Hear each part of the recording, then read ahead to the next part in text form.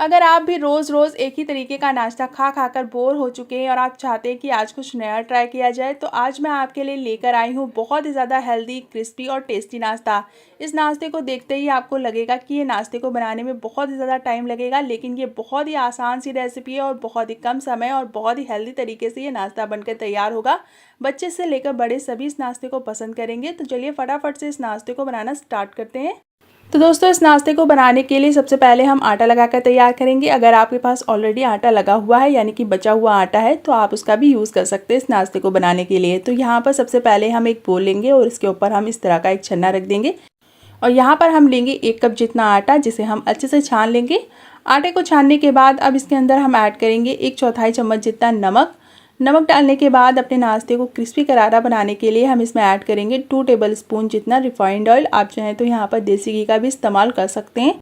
अगर आप यहाँ पर जमा हुआ घी डालना चाहते हैं तो आप जमे हुए घी की क्वांटिटी को सिर्फ 1 चम्मच ही इसके अंदर ऐड कीजिएगा, क्योंकि जमा हुआ घी अमाउंट में थोड़ा सा ज़्यादा होता है। तो यहाँ पर तेल डालकर इसे हम अच्छे से मिक्स कर लेंगे। तो यहाँ पर आटा और तेल आपस में अच्छे से मिक्स हो जाएगा। उसके बाद हम इसमें धीरे धीरे करके पानी ऐड करेंगे। पानी ऐड करके अपने आटे को हम जोड़ना स्टार्ट करेंगे। तो यहाँ पर आपको ध्यान रखना है, इसमें आपको धीरे धीरे करके ही पानी डालना है, एक साथ पानी नहीं डालना है, क्योंकि हमने आटे में थोड़ा सा तेल डाला है। इसलिए आपको इसे गूँथने में बहुत ज़्यादा पानी की रिक्वायरमेंट नहीं होगी, क्योंकि जब हम आटे में घी डालते हैं या फिर तेल डालते हैं तो बहुत ही कम पानी में हमारा आटा गूँथ कर रेडी हो जाता है। अगर ये आटा बहुत ज़्यादा सॉफ्ट हो गया, इसमें आपने ज़्यादा पानी डाल दिया, तो हमारा नाश्ता बिल्कुल भी क्रिस्पी नहीं बनेगा। इसलिए मेक श्योर कीजिएगा कि कम से कम पानी में इस आटे को गूँथें। एक बार जब आटा हमारा अच्छे से बाइंड हो जाएगा, उसके बाद हम इसे 2 से 3 मिनट के लिए अच्छे से नीट करेंगे, ताकि इसके अंदर कोई भी क्रैक्स वगैरह ना हो, एकदम स्मूथ हो जाए हमारा ये डो। तो जब हमारा डो अच्छे से स्मूथ हो जाएगा, तब हम इसे 2 से 3 मिनट का रेस्ट देंगे, ताकि हमारा जो आटा है वो अच्छे से सेट हो जाए और जब इससे हम नाश्ता बनाएं तो इसके अंदर कोई भी क्रैक्स वगैरह ना आए। तो चलिए फ्रेंड, अब अपने आटे को हम रेस्ट पे छोड़ देते हैं। जब तक कि हमारा आटा रेस्ट कर रहा है, हम फटाफट से अपने नाश्ते के लिए दूसरी तैयारी कर लेते हैं। तो दोस्तों, अब अपने नाश्ते के लिए हम स्टफिंग तैयार करेंगे, जिसके लिए हमने यहाँ पर इतनी सारी सब्जियों का इस्तेमाल किया है। तो यहाँ पर मैंने पत्ता गोभी, गाजर, शिमला मिर्च और एक प्याज को काट कर रखा है, 2 हरी मिर्च को भी काट लिया है। तो यहाँ पर सब्जियाँ आप अपने अकॉर्डिंग भी ले सकते हैं, जो भी सब्जियाँ आपको पसंद है वो सारी सब्जियाँ आप इसमें ले सकते हैं। तो सब्जियों को हमने पहले अच्छे से वॉश करके इस तरह से रफली चॉप कर लिया है, यानी कि कट कर लिया है। इसके बाद एक चॉपर की हेल्प से हम इसे अच्छे से चॉप कर लेंगे। इस तरह से इन सब्जियों को चॉप करने में बहुत ही कम समय लगता है। अगर आप इसे हाथ से काटेंगे तो इसमें बहुत ज़्यादा टाइम लगेगा। अगर आपके पास इस तरह का चॉपर नहीं है तो आप इसकी जगह पर मिक्सी के जार का भी इस्तेमाल कर सकते हैं।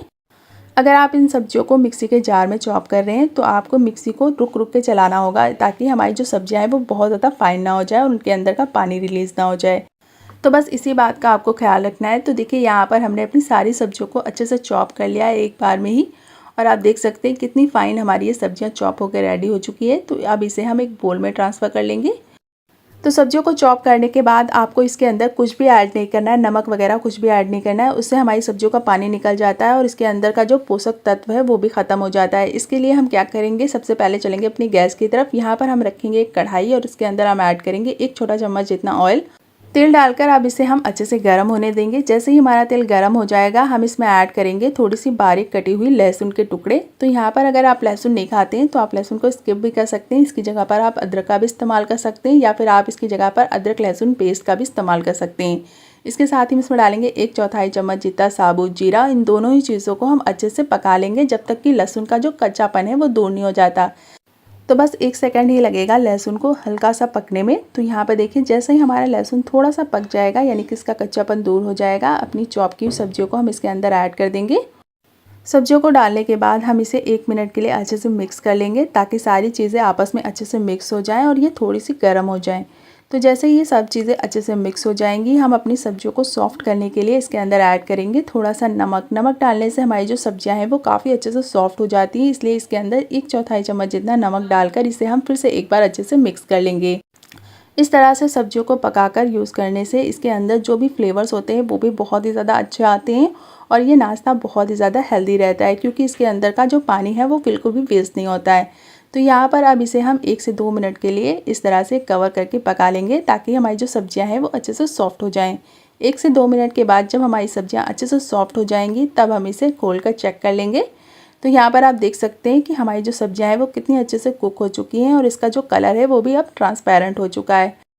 तो अब इस टाइम पर अपनी गैस की फ्लेम को हम थोड़ा सा हाई कर देंगे और हाई फ्लेम पर इन सब्जियों को हम हल्का सा कुक करेंगे, यानी कि हल्के सा भून लेंगे ताकि इसके अंदर बिल्कुल भी मॉइस्चर ना रहे, हल्की सी ये ड्राई हो जाए।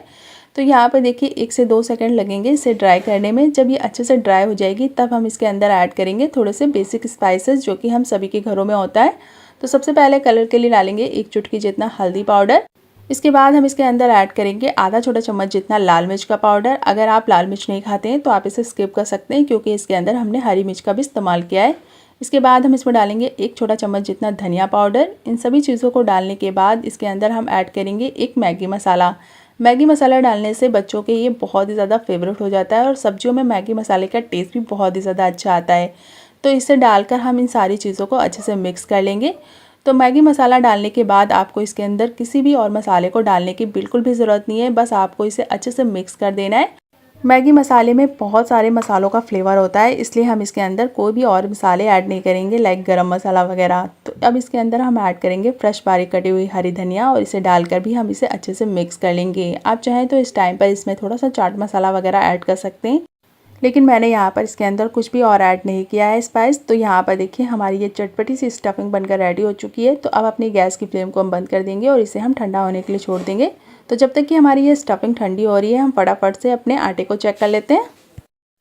तो फ्रेंड्स आप देख सकते हैं कि हमारा जो आटा है वो काफ़ी अच्छे से सेट हो चुका है। जब ये अच्छे से सेट हो जाता है, इसके ऊपर वाइट स्पॉट आ जाते हैं, तो ये साइन है कि हमारा आटा अच्छे से रस्ट कर चुका है। तो अब अपने आटे को एक बार हम और अच्छे से नीट कर लेंगे ताकि इसके अंदर कोई भी क्रैक वगैरह ना आए। इसके बाद इस तरह से हम इसका एक पेड़ा तोड़ लेंगे एकदम नींबू के आकार का और इसे हम हाथों से अच्छे से चिकना कर लेंगे। लोई को अच्छे से चिकना करने के बाद अब इसे हम बेल लेंगे। बेलते समय आप चाहें तो इसके ऊपर थोड़ा सा ऑयल या फिर सूखा आटा अप्लाई कर सकते हैं ताकि इसे बेलते समय ये चकले पर बिल्कुल भी चिपके ना। तो इसकी आपको एकदम मीडियम साइज़ की रोटी बेल कर तैयार कर लेनी है, जैसे आप पूड़ी बेलते हैं सेम उसी तरह से। इसके बाद आपको अपनी स्टफिंग लेनी है और इसके मिड में यानी कि सेंटर में इस तरह से इसके अंदर रख देना है। तो जितनी स्टफिंग आप खाना पसंद करते हैं उसके अकॉर्डिंग आपको स्टफिंग रखनी है और स्टफिंग को आपको इस तरह से हल्का सा फैला लेना है। इसके बाद आपको इस तरह से चारों कॉर्नर को एक साथ जोड़ लेना है और इस तरह से आपको इसे फोल्ड कर लेना है जैसे हम कचौड़ी वगैरह फोल्ड करते हैं।